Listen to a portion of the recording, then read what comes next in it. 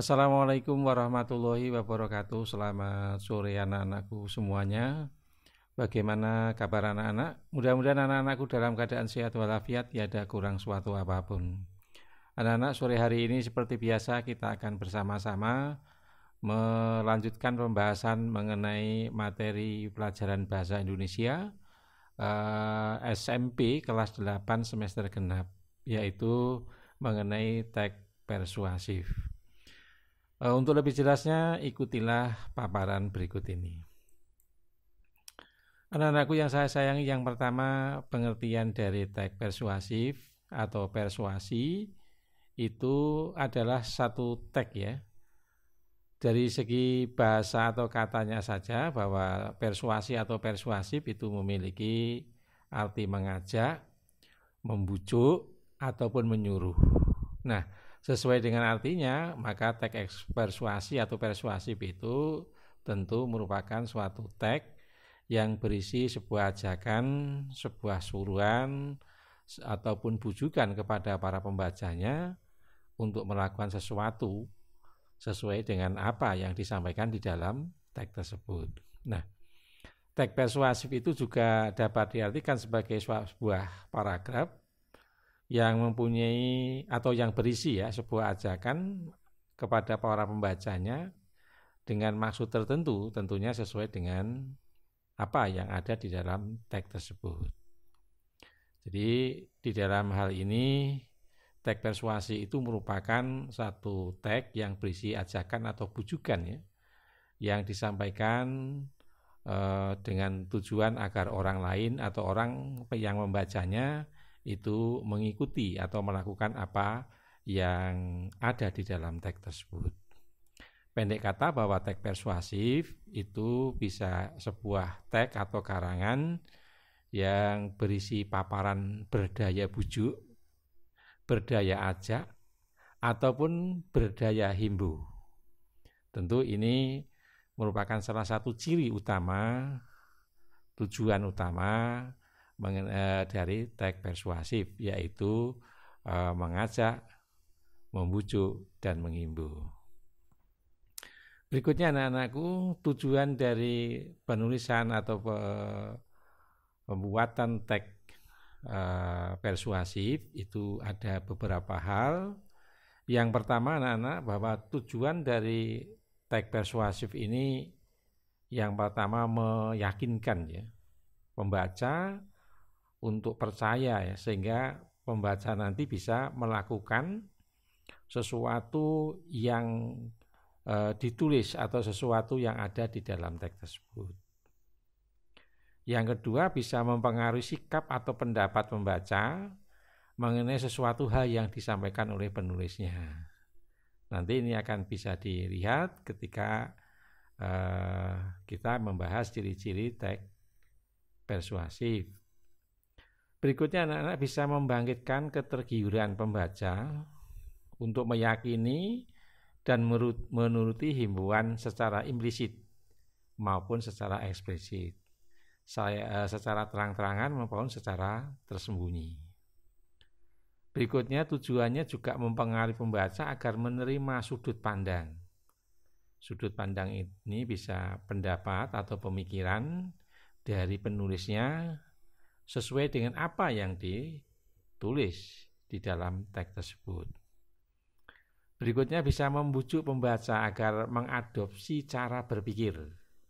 Jadi membujuk para pembaca agar bisa menggunakan pola pikir kita, pola pikir penulis itu tentang permasalahan tertentu atau masalah di dalam tulisan yang ada di dalam teks itu secara tepat.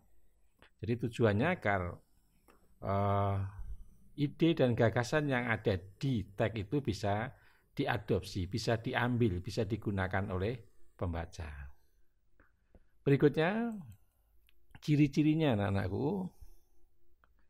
Ciri-ciri dari teks persuasif itu isinya itu mengandung sebuah fakta dan bukti sebagai faktor yang kuat untuk mempengaruhi pembaca. Jadi tentunya di dalam sebuah teks itu, kalau kita membuat sebuah teks, itu ada bukti-bukti yang nyata.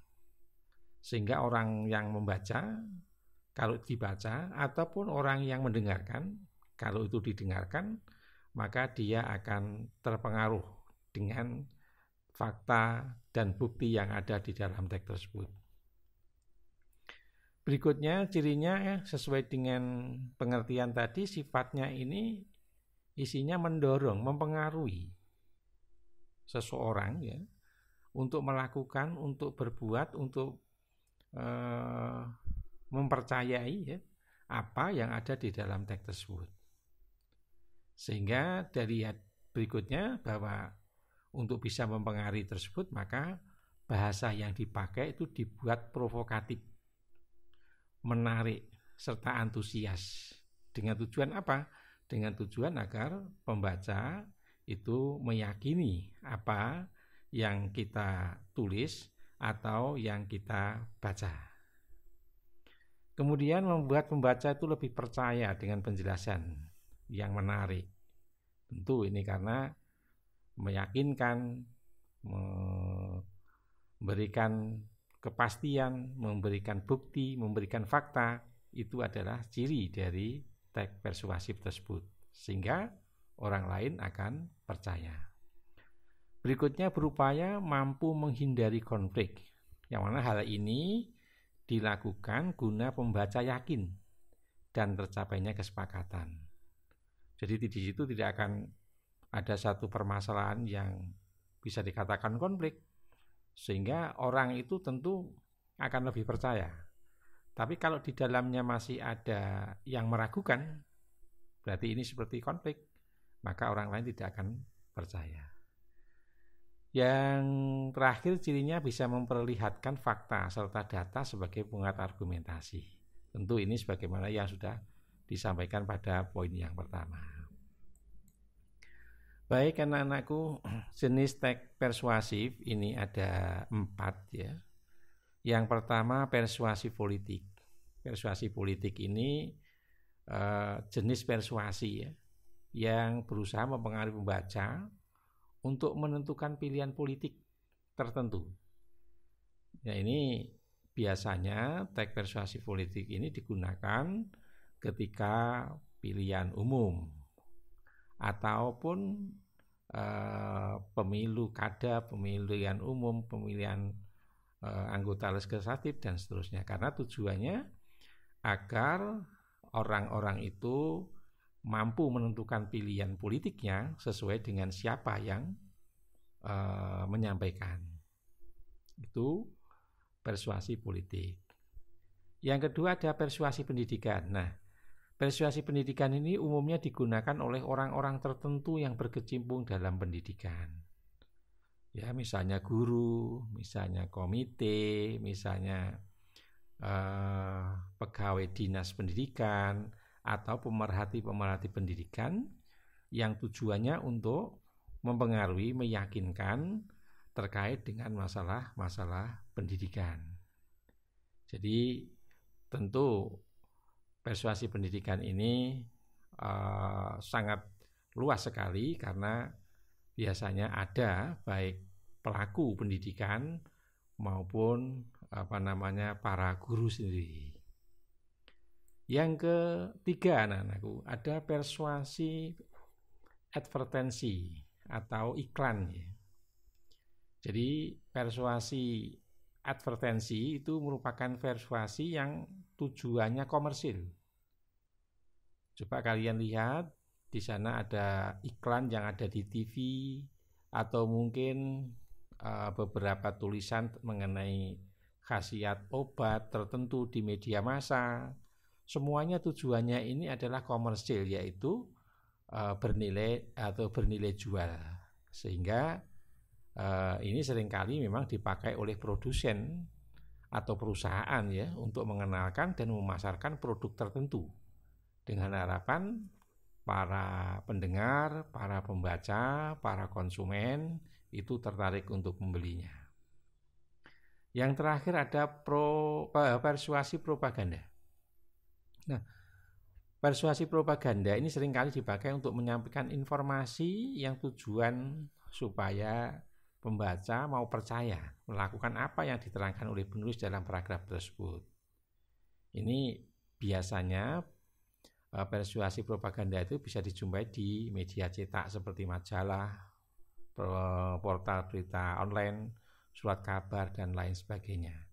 Jadi ini bisa saja juga bernilai jual ya, atau bernilai komersil. Ketika propaganda itu laku di dalam masyarakat, maka orang akan percaya terhadap tulisan yang dibuat tersebut. Berikutnya anak-anakku, struktur teks persuasi sebagaimana dalam buku kalian. Struktur teks persuasi itu ada 4. Yang pertama pengenalan isu, kedua rangkaian argumen, yang ketiga pernyataan ajakan, dan yang keempat penegasan kembali. Pengenalan isu itu berupa pengantar ya, yang menyampaikan masalah-masalah yang menjadi dasar atau pembicaraannya. Jadi ini merupakan pengantar saja. Misalkan terhadap suatu karya tertentu misalnya, maka di situ dijelaskan secara umum, sehingga isu itu bisa tersampaikan kepada masyarakat secara umum. Yang kedua, rangkaian argumen. Ini beberapa jumlah pendapat penulis atau pembicara. Jadi bisa penulis karena itu menjadi sebuah teks, menjadi pembicara kalau nanti dibicarakan di depan umum terkait dengan isu yang dikemukakan pada bagian sebelumnya. Nah, pada bagian ini pula sejumlah fakta yang memperkuat argumen-argumen terkait dengan isu itu dikemukakan pada bagian yang sebelumnya. Jadi di sini sudah ada, kalau tadi isu-isu yang disampaikan pada bab pertama, di bagian yang pertama, kemudian di sini isu-isu tersebut dibuktikan dengan fakta-fakta dan argumen-argumen yang menguatkan kebenaran isu yang ada pada pengenalan isu tadi. Nah, jadi dalam hal ini atau di dalam rangkaian argumen ini terdapat beberapa argumen yang dikuatkan dengan beberapa fakta yang tujuannya untuk memperkuatkan pengenalan isu yang ada di bagian pertama. Yang ketiga anak-anak itu ada pernyataan ajakan. Sebagai inti dari teks persuasi, di dalamnya dinyatakan dorongan kepada pembaca atau pendengar untuk melakukan sesuatu. Jadi kalau misalkan itu politik, nah disinilah pernyataan ajakan itu untuk memilih salah satu pasangan calon tertentu. Atau kalau itu bidang iklanan, maka disinilah ajakan untuk membeli produk-produk tertentu. Nah, di dalam pernyataan ajakan inilah jelas bahwa tujuannya itu untuk apa iklan tadi.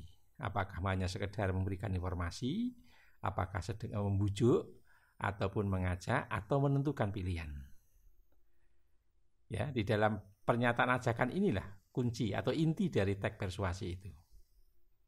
Yang terakhir ini adalah penegasan kembali. Nah, pernyataan-pernyataan yang sebelumnya yang biasanya ditandai dengan ungkapan demikianlah ya, ini penggunaan kata penegasan kembali yang dimaksudkan ini adalah penegasan kembali pernyataan-pernyataan yang sebelumnya. Misalnya ditandai, kalau di sini ditandai dengan kata demikianlah, dengan demikian, oleh karena itu. Nah, misalnya dengan demikian maka Bapak Ibu sudah yakin akan kerja pasangan A. Maka kami mengharapkan Bapak Ibu untuk menentukan pilihan memilih A. Misalkan bidang politik semacam itu. Kalau bidang produk tertentu mungkin demikianlah mengenai manfaat dari obat A. Oleh karena itu, kalau Bapak mempunyai keluhan sakit, penyakit, maka Bapak Ibu bisa membeli obat A itu di apotek atau di toko-toko obat tertentu, misalnya semacam itu. Jadi sekali lagi bahwa struktur teks persuasi ini intinya yang ada pada pernyataan ajakan, yaitu mengajak atau mendorong pembaca atau pendengar bisa melakukan sesuatu, membeli sesuatu, menentukan pilihan sesuatu, memilih sesuatu, meyakini sesuatu. Baik, berikutnya anak-anakku, di sini saya gambarkan mengenai tag persuasi. Jadi ada pengenalan isu, yang kedua ada rangkaian argumen yang di dalamnya ada pendapat-pendapat yang dikuatkan dengan fakta, kemudian ajakan, terus yang keempat adanya penegasan kembali berupa kesimpulan dan rangkuman. Jadi jelas ya, struktur teks persuasinya semacam ini. Berikutnya anak-anakku, ini ada satu contoh ya, tentunya ini anak-anak sudah tahu karena ini saya ambil memang dari buku yang ada di dalam materi pelajaran bahasa Indonesia, yaitu internet dan haki ya. Jadi internet dan hak atas kekayaan intelektual. Ini ada bagian pengenalan, kemudian rangkaian argumentasi, kemudian pernyataan ajakan, dan yang terakhir penegasan kembali. Jadi kalau nanti kalian diminta untuk menyusun sebuah teks persuasi, tentu kalian harus tetap mengacu pada struktur teks persuasi yang benar. Baik anak-anakku yang saya sayangi, demikian uraian singkat mengenai teks persuasi ini. Mudah-mudahan bisa bermanfaat dan bisa memberikan satu pengertian bagi anak-anak di dalam belajar bahasa Indonesia. Kalau ada kurang dan lebihnya silakan didiskusikan dengan teman-teman serta bisa ditanyakan kepada Bapak Ibu Guru. Terima kasih atas segala perhatiannya, mohon maaf atas segala kesalahannya. Selamat sore, selamat belajar. Salam hormat bagi Bapak Ibu dan salam hormat juga pada Bapak Ibu Guru di sekolah. Assalamualaikum warahmatullahi wabarakatuh.